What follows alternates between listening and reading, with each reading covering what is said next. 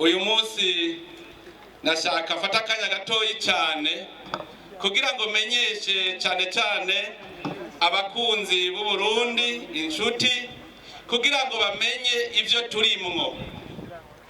Nagira cyane cyane ubwa mbere menyeshe cyane cyane ibihugu vyatwaye bufuri na buhoro ibihugu vya Afrika kugira ngo bidutegere iyo turiko turavuga bamenye ivyo turiko turavuga ivyo ari vyo.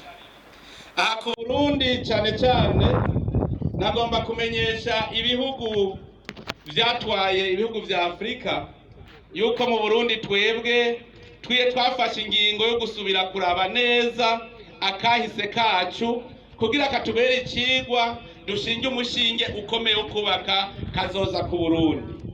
Muri uko rero gusubiramo gusoma akahise kacu twariyamirije ya mvugo mbabarira amatwi imwe y'abantu babiyorobetsi tukavuga ukuri kugira ngo uko kuri dufashe kubaka u Burundi. Ni muri iyo ntumbero abarundi twagiye hamwe tukaraba ico twahomvye kubera intwaro z'ubukoroni. Uburundi cyari igihugu giteye imbere. Uburundi cyari igihugu kimaze kumenya ingere gishobora gutera imbere iyo hataba abaduhagarika bakaduca intege, kuko mu Burundi icambere nababwira hari amahinguriro. Uburundi bwari buzi guhingura ibikoresho byose dukenera, byaba ibikoresho by'ivyuma, amashoka, imihoro, ndetse mbere n'ibigwanisho byo gukingira igihugu, amacumu n'imyambi twaravyicurira. Nico gituma abarundi bashoboye guhangana n'igihugu c'Ubudagi imyaka 7 yose kuko bari bifitiye ibigwanisho bikorera.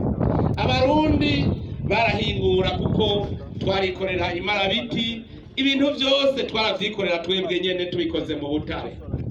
Abarundi twari dufise amahinguriro y'ivyo kurya kuko twari tuzi guhingura ivyo kurya vyacu. Iyo tubonye imashini zisya mu Burundi twari dufise imashini zisya twikoreye. Twari dufise ingere duhingura ivyimburwa vyacu gushikaho twari duzi kubika n'inyama ikamara imyaka n'imyaka.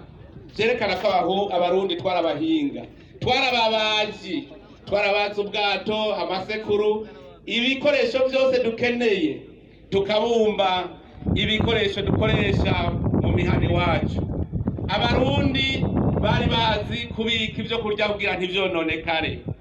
Kurya uno munsi mu bazungu bagira ivyo bita amasilo, mu Burundi twari tuzi ibigega icarico. Abarundi bari bazi gukora kugira ngo umwimbu ugwire. Bijya uno munsi mu bihugu biteye imbere bita amasosiyete, abarundi nabo bari bazi amakoperative kuko bakorera mu kibiri. Abarundi bari bazi ubwenge cyane kuko uretse ivyo bari bazi n'ubudandaji. Iyo bimbuye umusesekara barawushora. Abarundi bari bazi gushakashaka bakarondera gushika batoye ico bagirira akamaro. Abarundi bari bazi kubana, ntibari bazi kwama bariko bararyana kuko igihugu cyari igihugu kimwe kigizwe n'ubwoko bumwe bw'abarundi. Uno munsi rero nagira ndababwire yuko turi mu ntambwe dushaka gupfundikanya ako kahise keza ku Burundi tugapfundikire ko kugira ngo twubake Uburundi bwiza, Uburundi buteye imbere, Uburundi umurundi wese atunga akatunganirwa mu vyiwe no mu biwe. Iyo ntambwe rero twasaze tudashobora kuyikora tutabanje kumenya ukuri ku vyabaye mu Burundi. Ivyo vyabaye rero intwara y'abakoroni niyo yadusambaguye, iducamwe imice gushikaho abarundi twibagira ko turi abarundi, kubera intwaro y'abakoroni yaciye izana n'igitabo cya karangamuntu, aho kwandika yuko ubwene gihugu bwawe ari umurundi bakandika ko uri umuhutu cyangwa umututsi uri umutwa. Aho hose kugira batwibagize ubwene gihugu ntidusubire kubaka igihugu cyacu. Ico gihe rero ingaruka zabaye abarundi twaribagiye ko turabavukanye dufise ururimi rumwe, imico imwe, turasambura na mbere no kwicana turicana. Igihugu cy'u Burundi tusigara umenga abarundi ntikikiri gwabo. uno munsi murazi tugeze aho twigishanya kuba bene gihugu.